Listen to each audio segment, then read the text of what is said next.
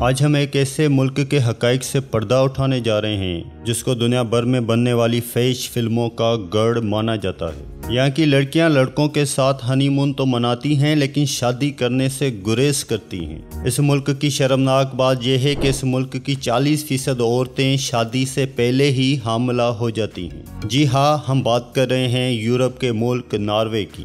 میں ہوں شیراز احمد اور آپ دیکھ رہے ہیں انوکھی دنیا۔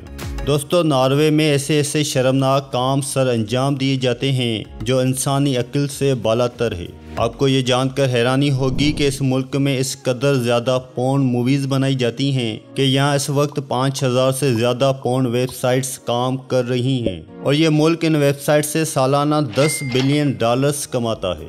ناروے کی ایک اور حیران کر دینے والی بات یہ ہے کہ اس ملک میں اتنے شادی شدہ لوگ نہیں رہتے جتنے کنوارے ہیں، یعنی یہ لوگ شادیاں کم کرتے ہیں اور ہنی مون زیادہ مناتے ہیں۔ اس چھوٹے سے ملک کے بارے میں ایک اور شرمناک بات یہ ہے کہ یہاں کی لڑکیاں بہت زیادہ بولڈ ہو جاتی ہیں، جن کے لیے جسمانی تعلق بنانا ایک عام سی بات ہے۔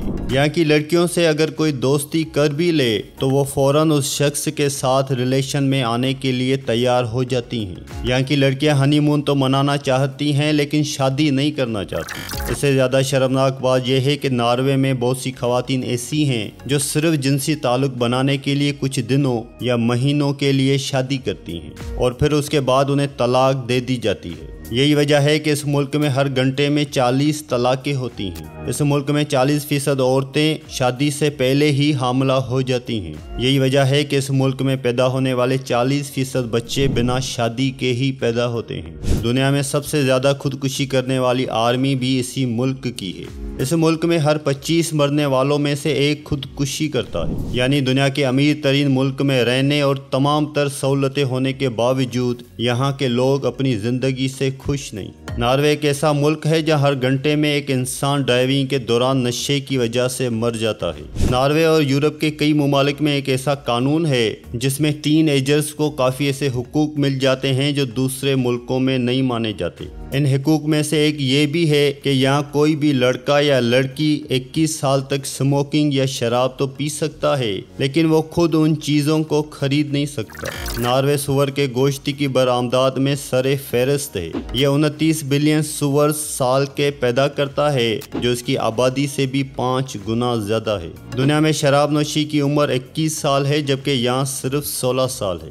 ہم جنس پرستی، فحش فلموں اور جسم فروشی کو قانونی مقام حاصل ہے، اور یہ دنیا کا واحد ملک ہے جہاں پیڈوفائل یعنی وہ لوگ جو بچوں سے جنسی تعلق قائم کرے ان کو مجرم سمجھنے کی بجائے صرف ان کو دماغی بیمار سمجھا جاتا ہے اور پھر ایسے لوگوں کو نفسیاتی اسپتال میں رکھا جاتا ہے۔ دوستو، ہر ملک کی طرح اس ملک میں بھی برائیوں کے ساتھ ساتھ اچھے کام بھی کیے جاتے ہیں جن کا ذکر کرنا بھی بے حد ضروری ہے۔ یہاں سائیکلوں کا رواج ہے، گویا کہ ہر شخص ہی سائیکل چلا رہا ہے۔ یہ لوگ سائیکل کی گھنٹی کسی کو متوجہ کرنے یا راستے سے ہٹانے کے لیے نہیں بلکہ ذہنی سکون کے لیے بجاتے ہیں۔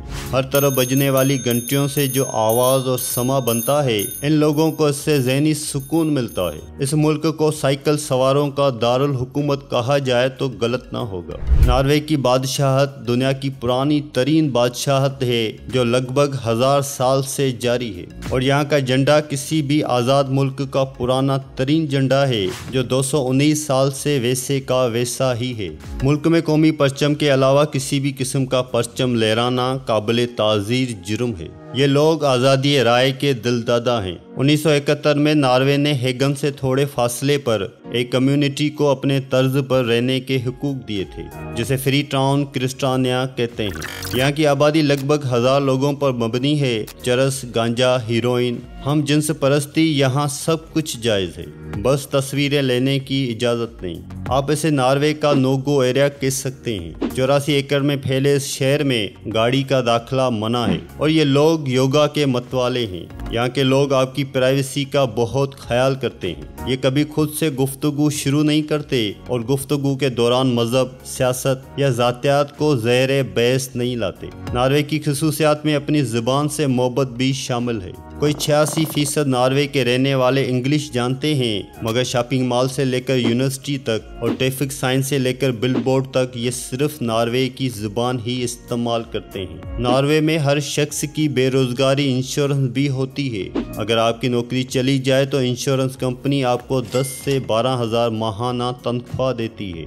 जो कि 2 से 2.5 लाख पाकिस्तानी रुपए बनते हैं। ये पैसे 2 साल तक आपको दिए जाते हैं ताकि तब तक आप कोई और नौकरी ढूंढ लें और आपका मयार ज़िंदगी गिरने न पाए। इसके अलावा सेहत और तालीम तो वहाँ वैसे ही बिल्कुल मुफ्त है। मज़ीद ये कि अगर आपको आपकी फील्ड में जॉब नहीं मिलती तो हुकूमत आपको नए कोर्स करने के पैसे अलग से देती है ताकि आप नई टेक्नोलॉजी सीख कर फिर से नौकरी के काबिल हो सकें।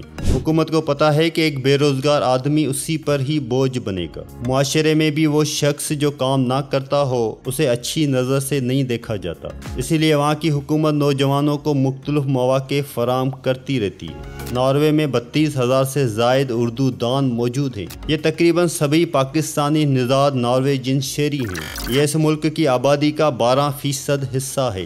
नॉर्वे आकर बसने वालों में ये आबादी तीसरे नंबर पर है। डेली मेल की एक रिपोर्ट के मुताबिक नॉर्वे में मुसलमान आबादी में पाकिस्तानियों की तादाद सबसे ज़्यादा है। पिछले 30 बरसों से पाकिस्तानी नॉर्वे की सबसे बड़ी गैर मगरबी अक़लियत है। मुल्क भर में इस वक्त 34,000 पाकिस्तानी आबाद हैं, जिनमें से 23,000 ओस्लो में मुकीम है। यहाँ तक कि शहर के एक इलाके को लिटिल पाकिस्तान या छोटा पाकिस्तान भी कहा जाता है। दोस्तों, उम्मीद करते हैं ये वीडियो आपको पसंद आई होगी। वीडियो पसंद आने की सूरत में लाइक और दोस्तों से ज़रूर शेयर करें। मुझे दीजिए इजाज़त। अल्लाह हाफ़िज़।